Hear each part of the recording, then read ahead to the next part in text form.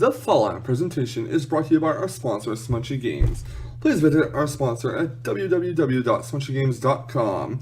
You can purchase Pokemon plushies, beanies, and Pokecrate boxes at that website.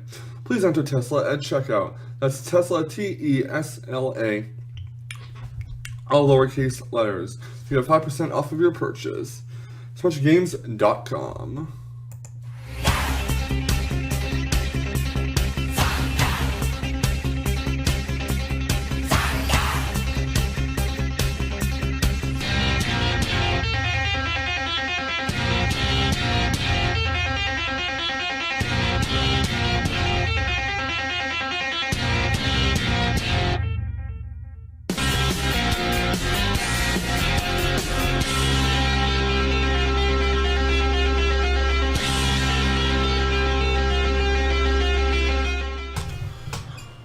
What is going on? A happy new year to you guys, the Mousetrap. My name is Tesla, of course, the viewer battle streamer on Twitch, who's going to be putting up a Wi-Fi battle against Pokecraftmaster235 that occurred on my live stream the other night. And this is a fantastic battle. Now, we both have four of the same common Pokemon, which is going to be Tapu Fini, Alolan Marowak, Skarmory, and Alolan Muk. But on my team, I have Tapu Koko and Pheromosa in addition to those four, and on his team, he has Mega Sharpedo and Mamoswine. Now, the thing that I do want to make sure of is I have something to deal with the Mega Sharpedo, because once it gets the speed boost off, and it gets, you know, the Mega Evolution going, it can pretty much destroy my team. So I need to preserve either Tapu Fini at high enough health, Skarmory with the Rock Helmet, or Alolan Muk with enough health to deal with it reliably. Now, Pheromosa won't really be able to deal with it unless it gets a speed boost off before Sharpedo comes out. And if it does, I have to watch out for the Double Protect, because if it gets Double Protect, he'll be a +2. It can outspeed my +1 Pheromosa, assuming he is a Jolly Sharpedo. Tapu Koko is not going to really help against Mega Sharpedo, because Mega Sharpedo can just go Protect, get the speed boost, outpace Tapu Koko, go for Poison Jab, and pretty much wreck it. Because undoubtedly, Tapu Koko will probably be taking prior damage to Sharpedo face off of this, so it definitely will not be able to handle a Poison Jab well at all. He does have a possible Spike/Rock Setter and a Defogger. His Spike/Rock Setter is going to be like Mamoswine for rocks and Skarmory for either spikes or rocks, which is technically not legal in pre-bank, because you'd have to breed Skarmory for itself to get rocks in Sun and Moon, and well, Skarmory can't learn rocks any other way besides breeding. It's a catch-22. I mean, you can't teach a breed it with rocks because it can't learn on rocks. It can't learn rocks because it can't get rocks without breeding. So, yeah, but I can at least learn spikes. That's why I don't run Stealth Rocks on my Skarmory at the moment. I used to run Stealth Rocks on it, but I decided, you know what, I'm gonna play it fair. I'm gonna run spikes instead because it's a legal pre-bank set. And yeah, basically this battle is gonna be interesting. I do have Tapu Fini as my Defogger, and his Tapu Fini might be his Defogger. Who knows? But this is a new team I recently built. So let's get right into the battle and see how it does against Pokecraftmaster235, aka Richard, in our first Wi-Fi Battle upload of 2017. I'm going to lay off with TK Ryo, the Tapu Koko. My opponent's going to lay off with his Mamoswine. This is so I can get a free U-turn off him to get some damage off and go into my Tapu Fini as he sets up rocks or goes for EQ. So after Tapu Koko gets the Electric Surge going, my Tapu Koko is going to go right for the U-turn. With Life Orb, it's going to do about 20% to the Mamoswine, give or take, roughly 15 to 20%. I'm going to switch into Aqua Spirit to Tapu Fini here. To get the Mystic Surge going, doesn't really matter though, because Mamoswine's not going to go for Toxic. He's going to go for Stealth Rocks. Mamoswines don't carry Toxic, at least not that I've seen, so obviously I was not really too worried about him setting up some stats here. So he goes to his Muk here, so do go for a Defog, which will clear away the hazards. What I'm going to do next is I'm going to go right into my Skarmory. So out comes Scratcher the Skarmory, which is actually Sonic the Hedgehog reference, by the way. He goes to a Knockout, which knocks out the Rocky Helmet. I figured he would do that, but I didn't want anyone else to lose their item. So he's going to withdraw his Muk. He's going to go right into his own Skarmory, as I do set up a layer of spikes here. And that's going to be one layer on his side of the field and none on my side. So I'm going to withdraw my Scratcher the Skarmory, and I'm going to go right into Aqua Spirit the Tapu Fini once again. And my opponent is going to also set up his layer of spikes. So we both have layers of spikes on each other's side of the field, and I'm going to go for a Defogger to clear his hazards away, thinking that I might maybe go for Whirlwind or something. He goes for another layer of spikes, so this tells me that I'm going to have to keep defogging away until he either relents or one of us loses some power points. I'm going to go for a Defog again, and he is once again going to set up a layer of spikes. So I'm going to keep on doing that. Now, it's going to go for a taunt to prevent him from setting another layer, but which I do. And he's going to actually go for Whirlwind, or try to. He's going to try to scare me. He's going to go into Alolan Muck, as I do go for a Defog here. So I did stop him from setting up another layer of spikes or going for Whirlwind. I guess in retrospect, I could have went for Defog and had him Whirlwind my Mon away. I'm going to Frog to jam the Muck, and he is going to double out of his Muck and go right into Alolan Marowak, expecting a switch into my Skarmory. I didn't know if his Alolan Marowak was kind of speed invested, so I switched out my Alolan Muck just to be safe and go on Tapu Fini. But he doubles his Marowak out and goes right into Skarmory. So probably expected like the knockoff of the Poison Jab here. And he's going to try Skarmory again and go right into Muck, as my Tapu Fini will go for a taunt in case his Skarmory wants to set up spikes or something. So I'm going to go for a Moonblast, see what he wants to do. Hopefully he doesn't go for a Poison Jab. The Moonblast is like nothing. It does go for a Poison Jab, which is going to do over half to my Tapu Fini. Unfortunately, I'm like, frick, this is not a good situation for me to be in. I figure that I go for Moonblast expecting a possible knockoff, and I can get some damage off his Muck. So I go into 7th tier, he's going to go for a knockoff this time. Not expecting me to stay in. And I'm going to actually set spikes here. I don't know why he's staying with Muck, as he goes for yet another knockoff. Maybe he doesn't think I have Roost on my Skarmory. But I'm going to go for a second layer of spikes here, which is really going to be beneficial for me, as he does go for another knockoff. So it knocks me down to like 33 HP. I'm not sure if we can take another one, so I'm going to go for a Roost here. And I'm guessing I thought that maybe I had Stealth Rocks and Spikes in my Skarmory. He goes for a knockoff again, and he's going to withdraw his Muck, and he's going to go into his own Skarmory, as I do set up a third layer of spikes. And now he has 3 layers of spikes on his side of the field, and I have none. So I'm going to hard switch on Skarmory out. I'm going to go right into TK Ryo, the Tapu Koko here, get the Electric Surge going. And he is going to switch into, or he's going to go for a layer of spikes himself. So that's 3 layers of spikes on his side of the field, 1 layer of spikes on my side of the field. I was in a Alolan Marowak expecting the Thunderbolt, which is absolutely fine. The reason why I did not go for a U-turn is because I didn't want to risk him predicting that.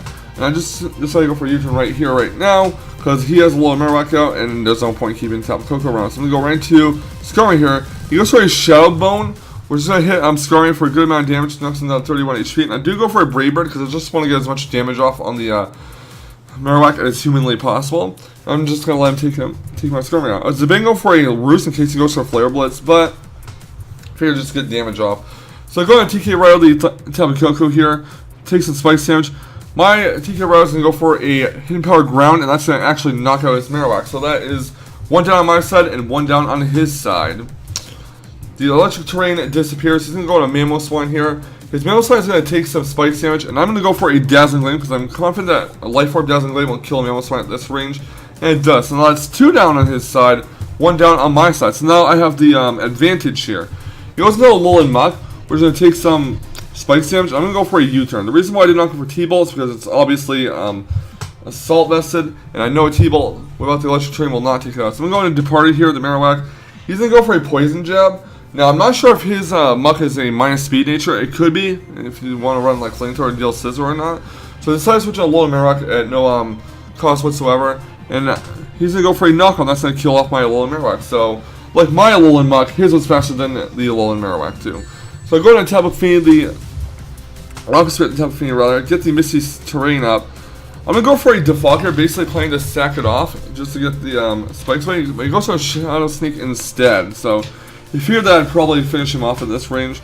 But Moonblast, that's uninvested, will not take out this Alolan Muck no matter the range it's in. So on Spirit Good Seal leftovers, I'm going to go for a Moonblast. He's going to go for a Shadow Sneak again, predicting the end of his Alolan Muck, just wants to get some damage off.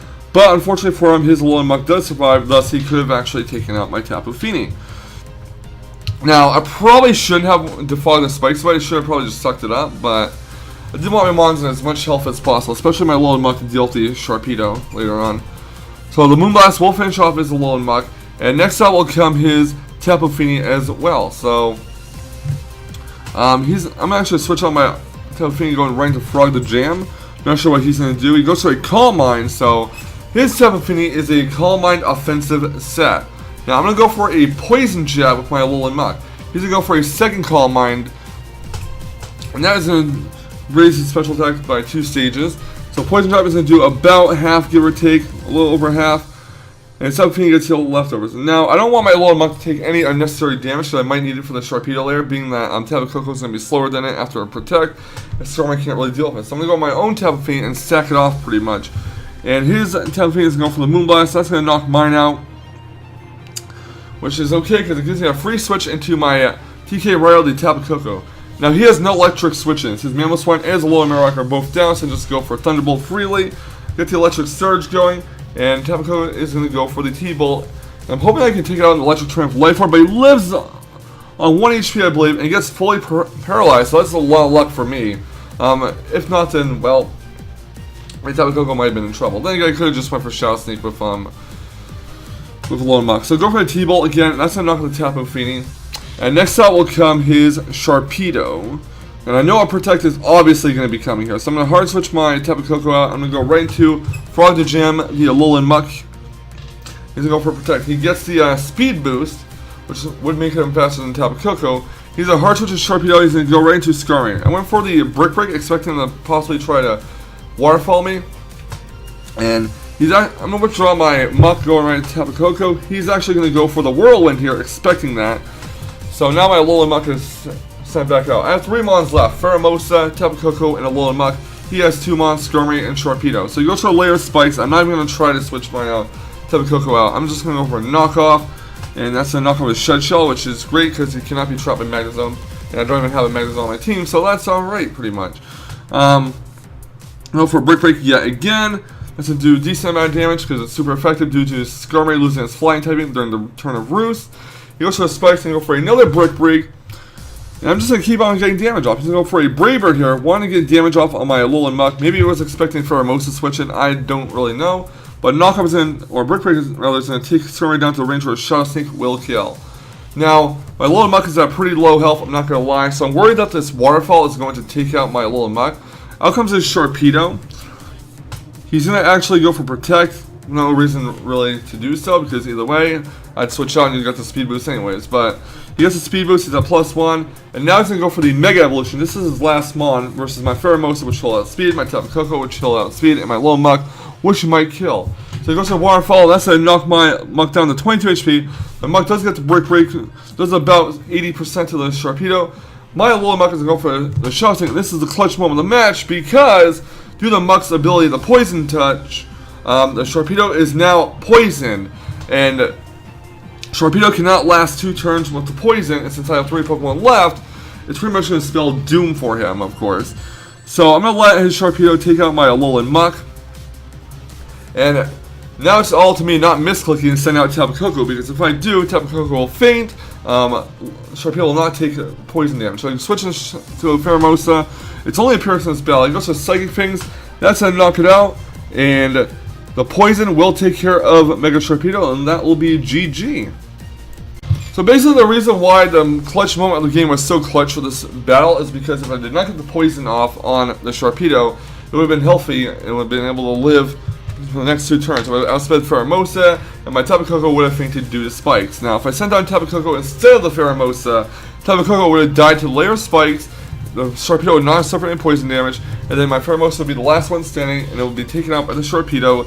The Sharpedo would not have to take poison damage at the end of the turn, because the match would have been all over. So sending out Pheromosa instead of Tapu Koko was what helped me win the match, along with the poison, because Tapu Koko did not have to come out before the poison took effect on Sharpedo and made it faint. So either way, Pokecraftmaster235, aka Richard, played a really good battle. I did make some questionable moves though.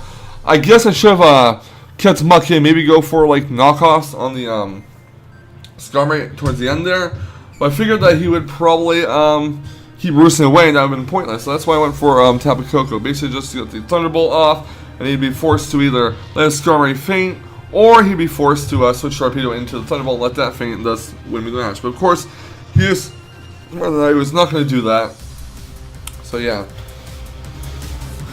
I do agree with myself switching the Alolan Muck out against this Tapu Fini. Granted, as you've seen here with the damage that Muck took from a later attack, that damage did not really matter when Sharpedo was waterfalling, but I wanted to be safe and sorry. I did not want to risk the Sharpedo killing off my Muck because of prior damage from Tapu Fini. Either way though, I could have made a few better plays in this match, but either way, I'm very proud of this win. And there wasn't really too much hacks involved, except for the poison touch on my opponent's Sharpedo. But with the ability poison touch, when I do 2 contact moves, the chances of getting a poison on them is pretty good. So can't really call that too much hacks. But either way, Richard, a good game to you, man. Thanks for the bell. I really do appreciate it. I'm sure we'll have another fantastic Sun and Moon Wi-Fi battle in the future. And for the rest of you, please feel free to comment on what your New Year's resolution is this year. Mine is to become a better streamer and to be not as salty about losing, because I do get pretty salty about losing. I cannot lie.